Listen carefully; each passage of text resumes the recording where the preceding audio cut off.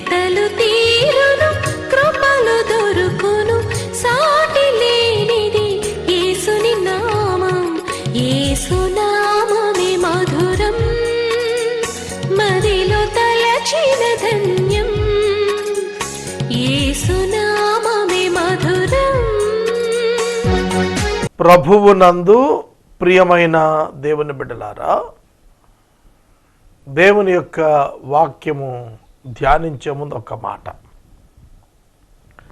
December 31 నాటికి Bible 3వ పర్యాయం పూర్తవుతుంది.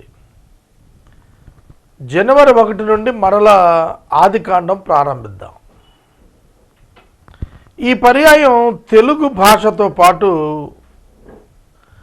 2 ప్రధాన భాషలు, అంతర్జాతీయ భాషగా ఆంగ్లం, జాతీయ భాషగా హిందీ, ఈ రెండింటిలోకి తర్జుమా చేసి యూట్యూబ్ ఛానల్స్ ద్వారా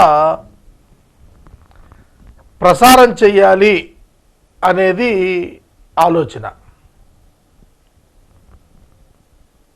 దానితో పాటుగా స్థానిక కేబుల్లో కూడా కార్యక్రమం కొనసాగేటట్టు ప్రణాళిక. మీ ప్రార్థన అవసరం. డిసెంబర్ 31 మధ్యాహ్నం కృతజ్ఞతా కూటంతో 3వ పర్యాయపు బైబిల్ ధ్యానం ముగింపు, 4వ పర్యాయం కొరకైన ప్రారంభ సభ మా స్వగృహం దగ్గర, మా కార్యాలయం దగ్గర ఉంటుంది. ఇది 2 months ముందుగా నేను అనౌన్స్ చేస్తున్నాను. మీరు ప్రార్థించాలి. గత మాసం 31 రోజులకి 7 ఎపిసోడ్స్ వచ్చాయి. చాలా కష్టభరితం కొనసాగించడానికి. ఎక్కువ మంది సహకారులు కావాలి. ప్రార్థించండి. దేవుడు తన కృప చొప్పు నడిపించేస్తున్నాడు. ఆయన నమ్మకత్వం నిందకు అవకాశం లేనటువంటి నమ్మకత్వం.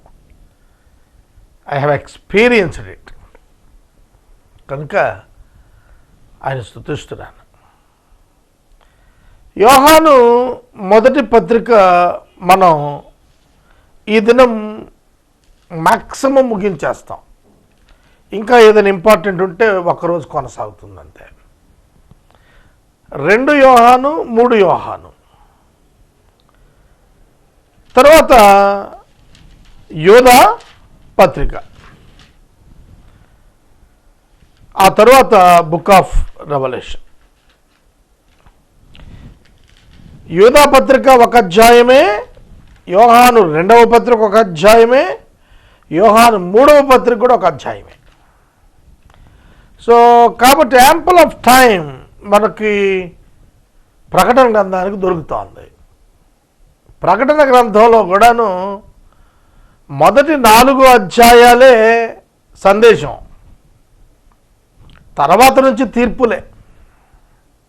7 year ట్రిబ్యులేషన్ పీరియడ్లో జరిగేవే. ఆ తర్వాత మళ్ళా 19వ అధ్యాయం ముగింపు నుండి 21, 22 అధ్యాయాలు మళ్ళీ సందేశం ఉంది.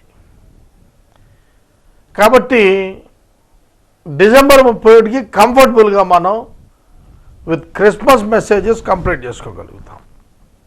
ఇది దేవుని మహాకృప. మీరంతా ప్రార్థించాలా.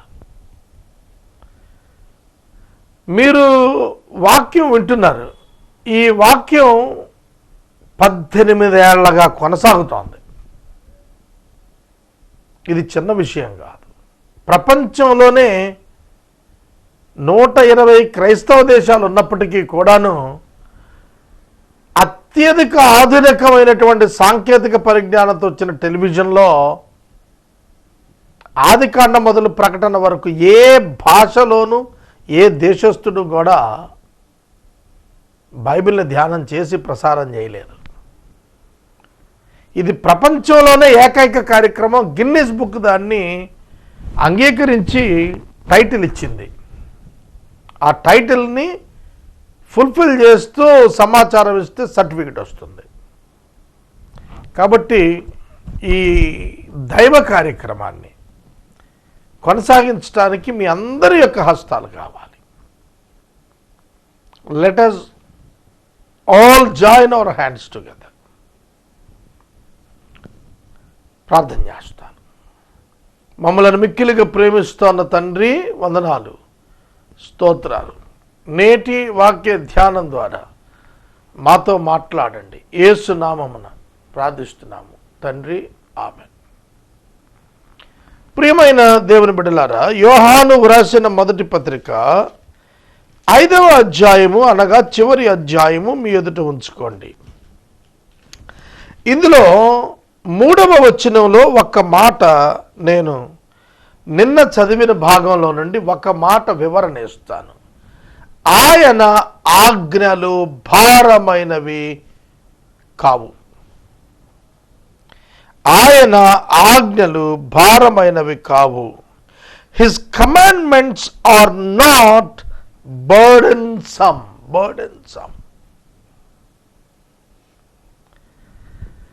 దేవుడు మానవుడు పాపం చేసిన ఇంచుమించు 3000 సంవత్సరాలకు ధర్మశాస్త్రం ఇచ్చాడు.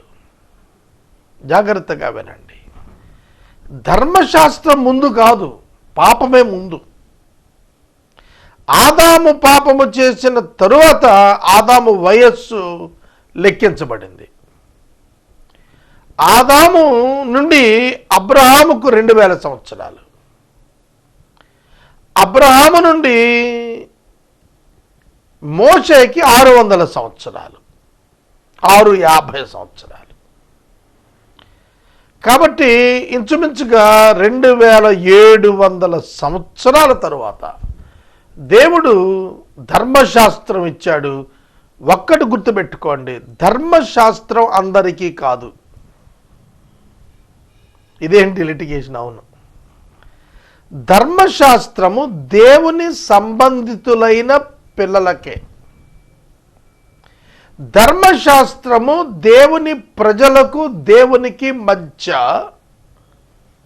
ఇవ్వబడినటువంటి ఒక ప్రాముఖ్యమైనటువంటి ఒడంబడిక, నిబంధన.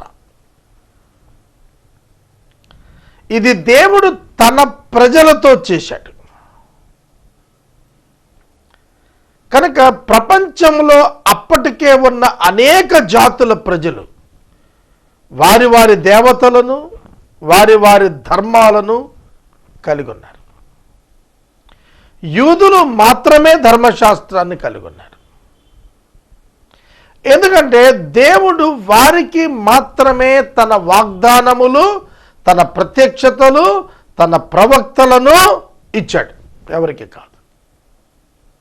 ఆయన ఆజ్ఞలు ఇచ్చినప్పుడు ఎందుకు ఇచ్చాడంటే, వారిని, అనగా తాను ఏర్పరచుకున్న ఆ జనాంగమును, తనతో సంబంధమున్న ఆ జనాంగమును లోకమునకు మాదిరిగా కనపరచుటకు, లోకమునకు మాదిరిగా కనపరచుటకు ఇజ్రాయేలు జనాంగాన్ని దేవుడు ఏర్పాటు చేసుకున్నాడు. అబ్రహామునకు శారా భార్య, హాగరుని భార్యగానే ఇచ్చింది శారా. తరువాత కెతూరా, 3 భార్యలుగా ఓపెన్గా కనిపిస్తోంది. ఇక ఉపపత్నుల సంఖ్య పక్కన పెట్టేద్దాం, వాళ్ళ పేర్లు రాయబడలేదు కనుక. అబ్రహామునకు ఇస్సాకు కాక హాగరు నందు ఇష్మాయేలు, కెతూరా నందు 6 పుట్టారు. మరి అబ్రహాము సంతానము అన్నప్పుడు ఎవరు అనే ప్రశ్నకు జవాబు తెలియాలి. ఆజ్ఞల గురించి మాట్లాడుతున్నాను నేను, అందుకే ఈ హిస్టరీ చెబుతున్నాను. అబ్రహాము సంతానము అన్నప్పుడు వాగ్దాన సంతానము, వాగ్దానము కాని సంతానం, 2 రకాలు. వాగ్దాన సంతానం ఇస్సాకు, వాగ్దానం లేకుండా పుట్టినవారు ఇష్మాయేలు మరియు 6 అన్నదమ్ములు. దేవుడు తన వాగ్దానము ఇస్సాకునందు నెరవేర్చుటకు ఇష్టపడిన వాడై ఇష్మాయేలును పంపివేయమన్నాడు, కెతూరాకు పుట్టిన 6 కుమారులను పంపివేయమన్నాడు. వాగ్దాన భూమి వాగ్దాన ప్రజలకు మాత్రమే చెందేట్టుగా ఇచ్చాడు. అక్కడ వాగ్దాన ప్రజలకు ధర్మశాస్త్రం ఇచ్చాడు. It is only related with juice, not with any others. వాళ్ళకి దేవునికి ఉన్న ఒప్పందం అది. అందుకని అన్నాడు ఆజ్ఞలు భారమైనవి కాదు అన్నాడు. ఆర్ఆర్కే మూర్తి గారు దేవుని సేవను గురించి మాట్లాడుతూ భారము అనే పదం తొలగించండి, ఎవరు కూడా సేవలో భారవలద్దు, భాగ్యము అనే పదం చేర్చమన్నాడు.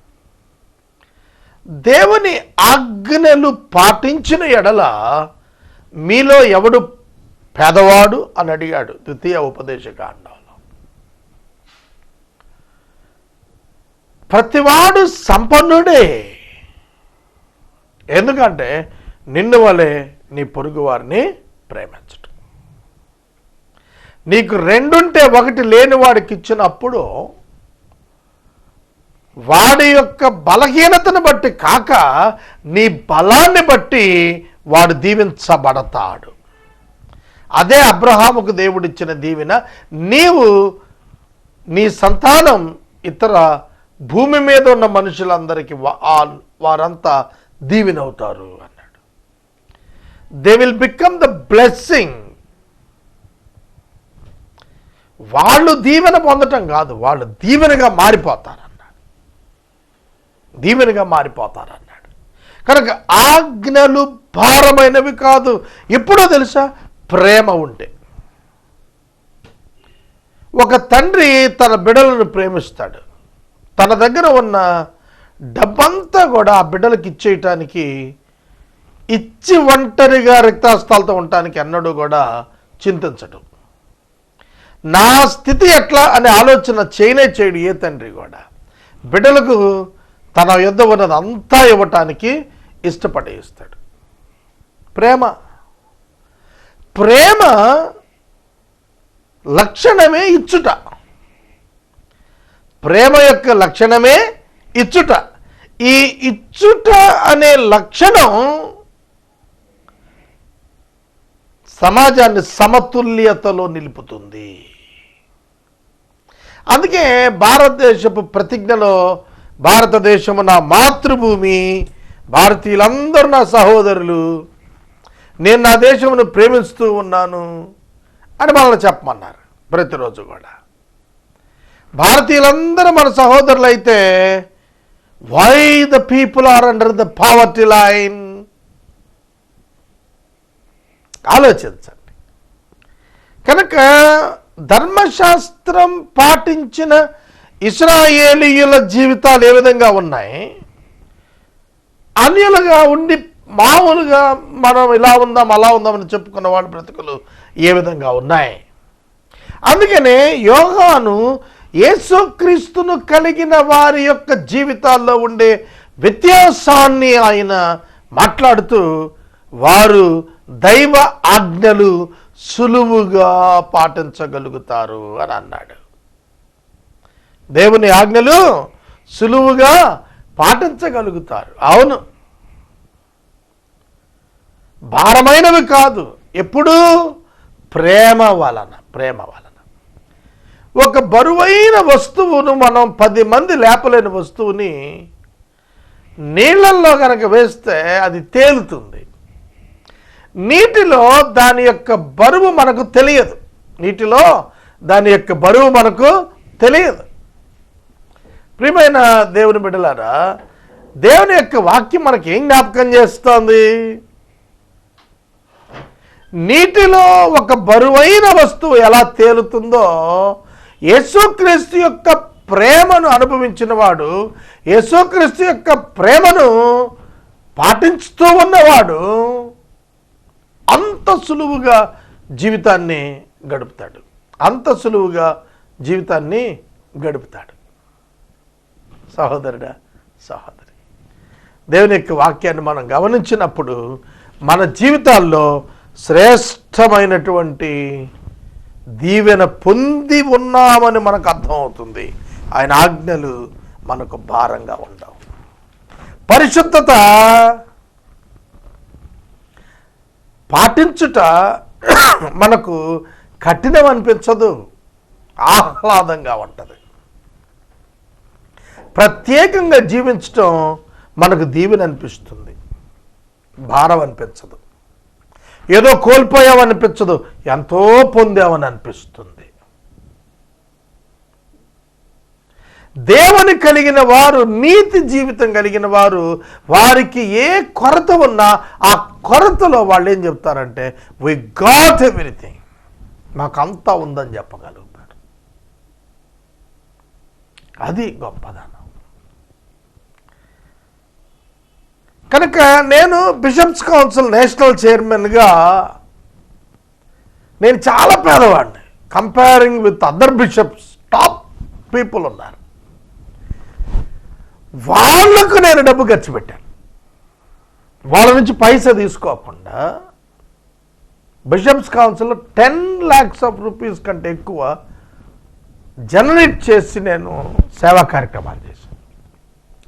ఎన్నడూ కూడా వారి ఎదుట నేను తక్కువగా నేను అనుకోనలేను. నా ప్రతి ఆలోచనకు కార్యరూపం ఇచ్చాడు దేవుడు. ఎందుకు ఈ మాట చెబుతున్నానంటే experiencing God in our lives every day. ప్రతిరోజు మన జీవితంలో దేవుని అనుభవించగలగాలి మనం. అదే విశ్వాసం, అదే విజయం, అదే విజయం. దేవుని కుమారుని నమ్మిన వాడికి ఈ విజయం లభిస్తుంది అని వాక్యం చెబుతుంది. దేవుని కుమారుని నమ్ముకున్న వాడికి గొప్ప విజయం ఉంది ఈ లోకంలో. ఈ లోకానికి అసలు ఏం అర్థం కాదు మనకు అందుతున్న ఆనందం, ఆదరణ. మనం కలిగి ఉన్నటువంటిది లోకానికి అర్థం కాదు. ఉదాహరణ, మీరు దావీదును తీసుకోండి. చేతిలో కర్ర, మరొక చేతిలో వడిసెల. ఏం కలిగి ఉన్నాడు? Comparing with Goliath. గొలియాతుతో పోలిక చేసి చూస్తే యుద్ధ ఆయుధాలు లేనివాడుగా ఉన్నాడు. కానీ గెలిపేవరిది? ఆయుధాలు గెలుపునివ్వవు, విశ్వాసము విజయంగా మారింది అతని జీవితంలో. ఏలియా రిక్తహస్తాలతో ఉన్నాడు. రాజు విస్తారమైన సంపద కలిగి ఉన్నాడు, కానీ రాజుకు భోజనం లేదు. ఏలియాకు భోజనం ఉంది కరువు కాలంలో. అర్థం కాదు జనానికి, ప్రజలకు అర్థం కాదు. ఏసే పరిష్కారం ఎట్లా రన్ అవుతోంది అర్థం కాదు అసలు. డబ్బు, అలాగే వనరులు, అలాగే హ్యూమన్ రిసోర్సెస్ ఏమీ లేకుండా అల్పమైన స్థితిలో కూడా ప్రపంచ రికార్డ్ ఎట్లా సాధించింది? Nobody understands. స్థానికులకు అది అర్థం కాదు, బయట వాళ్ళకి అది చాలా గొప్పగా అనిపిస్తుంది. ఇది విజయం క్రీస్తునందున్న వాడికి. లోకాన్ని జయించిన విజయం ఏమిటో తెలుసా? మన విశ్వాసమే. మనం నమ్మినవాడు బలవంతుడండి, గొప్పవాడు, దేనికి వెరవనక్కర్లేదు. ఇక 6వ వచనం చదువుతాను, చాలా గంభీరమైన మాట. నీళ్ల ద్వారాను రక్తము ద్వారాను వచ్చినవాడు ఈయనే, అనగా యేసుక్రీస్తే.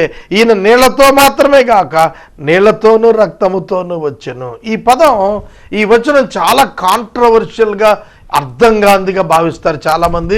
కానీ దీని అర్థం వెరీ సింపుల్, వెరీ సింపుల్. ఏంటంటే శరీరముతో వచ్చినవాడు. రక్త మాంసములు దేవుని రాజ్యాన్ని స్వతంత్రించుకొనలేవు. కొంచెం జాగ్రత్తగానండి, నేను మాట్లాడినది కాంట్రడిక్టరీ వర్డ్.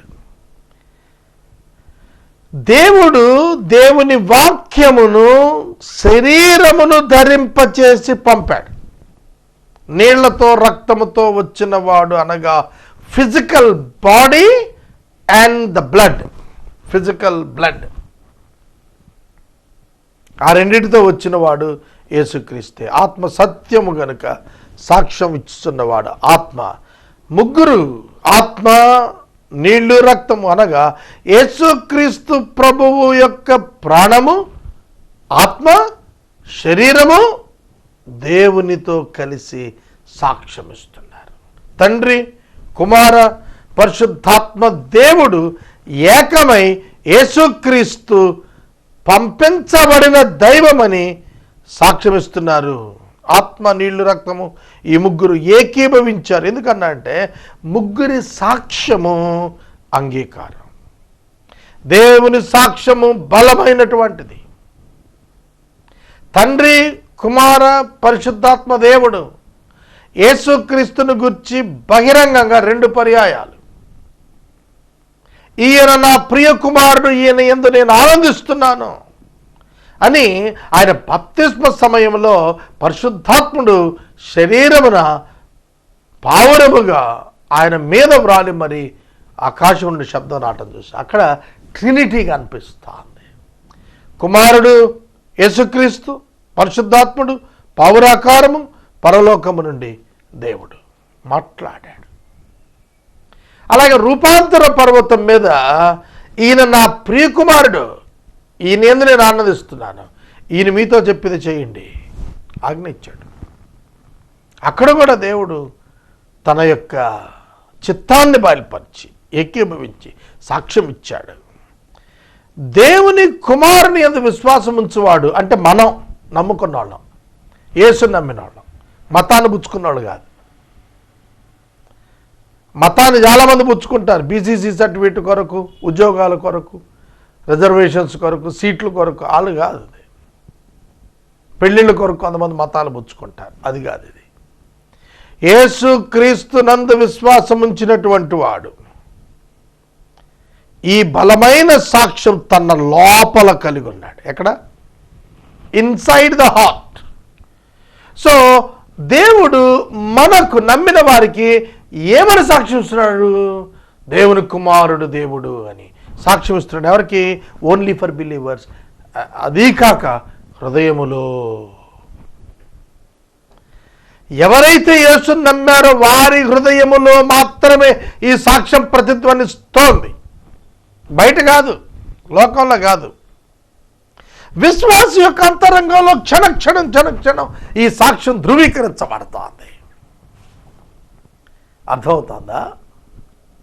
కాబట్టి ఈ సాక్ష్యాన్ని దేవుని నమ్మిన వాడే తెలుసుకుంటాడు. దేవుని నమ్మనాడున్నాడే వాడికి ఈ సాక్ష్యం అర్థం కాదు.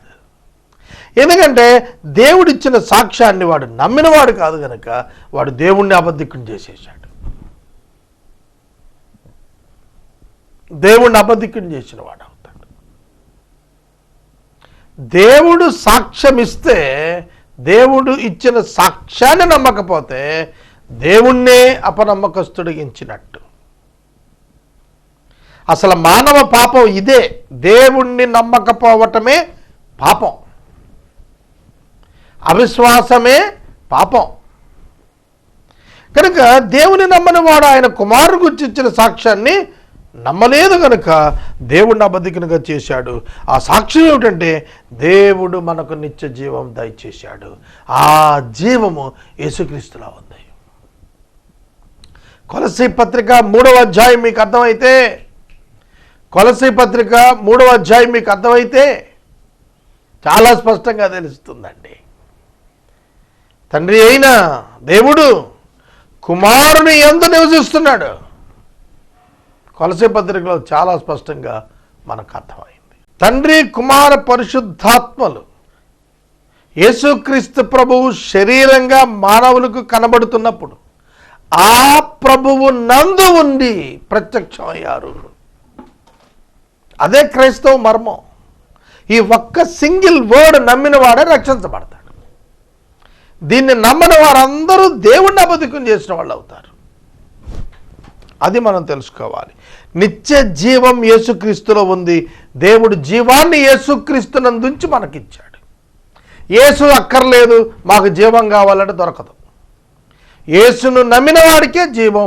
ఎందుకంటే నిత్య జీవం ఆయనే. నేనే మార్గము, సత్యము, జీవమునై ఉన్నాను. He is the only life. Life is only through him. ఇక్కడ నేను వాక్యాన్ని నిలుపుదల చేస్తున్నాను.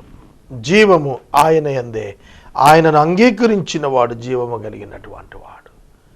యేసుక్రీస్తునందు విశ్వాసం ఉంచిన వాడు జీవము కలిగిన వాడు. పౌలు అదే చెబుతున్నాడు చెరసాల నాయకునితో, అయ్యలారా రక్షించబడుటకు నేనేమి చేయవాలంటే ప్రభు అయిన యేసునందు విశ్వాసం ఉంచు, అప్పుడు నువ్వు నీ ఇంటి వారు రక్షించబడతారు. నువ్వు నీ ఇంటి వారు రక్షించబడతారు. ఎప్పుడు? యేసునందు విశ్వాసం ఉంచడం ద్వారా. యేసునందు విశ్వాసం ఉంచిన తర్వాత ఇక ఎవరి యందు విశ్వాసం ఉంచకూడదు. He is the only God. అది విశ్వాసం అంటే. He is one of the god among gods కాదు, అది కాదు. ఆయన మాత్రమే దేవుడు, ఆయన తప్ప వేరొక దేవుడు లేడు అని నమ్మటం ద్వారా నిత్య జీవము. ప్రార్థన. మమ్మల్ని మిక్కిలిగా ప్రేమిస్తున్న తండ్రి, వందనాలు, స్తోత్రాలు. వాక్యం విన్న బిడ్డలను దీవించుము. యేసు నామమున వేడుచున్నాము, ఆమెన్. తండ్రి అయిన దేవుని ప్రేమ, కుమారుడిని యేసయ్య కృప, పరిశుద్ధాత్మని యొక్క అన్యోన్య సహవాసం సదాకాలం మనందరికీ తోడైనను గాక, ఆమెన్.